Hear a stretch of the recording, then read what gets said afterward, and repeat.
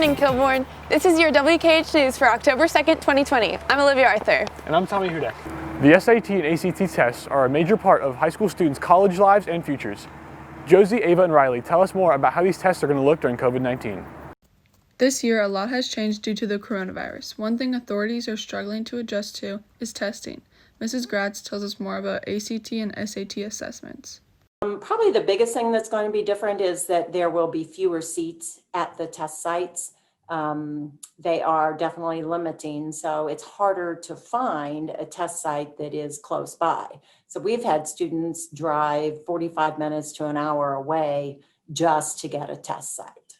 So what's interesting is that, people were saying, colleges were saying, like, Ohio State, Bowling Green, although I think Bowling Green is still asking for test results, but a lot of the schools in Ohio, we'll just say it this way, are saying that they're test optional. But then what happens is, if you want to be considered for scholarships, they are still asking for test results. There are some programs that still require test results in order to be direct admitted to the program. So, it's really what we keep telling the students now is that they have to look at each college's website separately. And even if it says test optional, read through, see what it really means, because test optional may not actually mean test optional depending on, where you're applying. So, they don't have to go, or ACT and SAT website, I should say.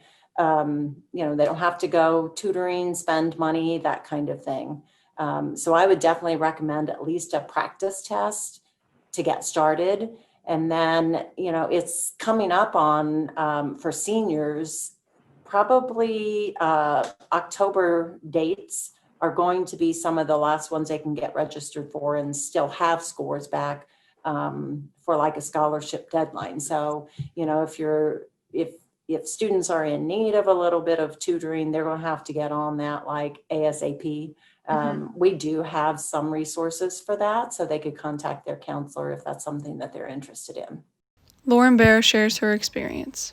I took the ACT in February of 2020 before COVID and everything, and then I didn't really like my score, so I rescheduled to take it again in June. And then that test date got canceled because of COVID. So I just had to settle with my February score. And all the colleges that I'm applying to have the ACT scores optional, but I submitted mine anyways because I have a feeling that they're still going to assess those scores if you submit them. There's testing Saturday, October 3rd at Kilbourne for students who have already registered. Make sure to wear a mask and get a good night's sleep. This has been Josie Richardson, Ava Gander, and Riley France, WKHS News. This has been your WKHS News. Tonight, the Worthington-Kilbourne football team takes on Westerville North home tonight at 7. Make sure to stream and come support if you can. Have a fun and safe weekend, Kilbourne, and always remember to keep it classy.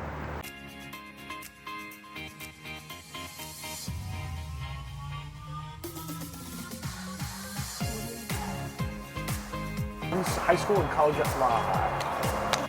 Here's Amber and Seth with, Seth, I can't speak, my bad.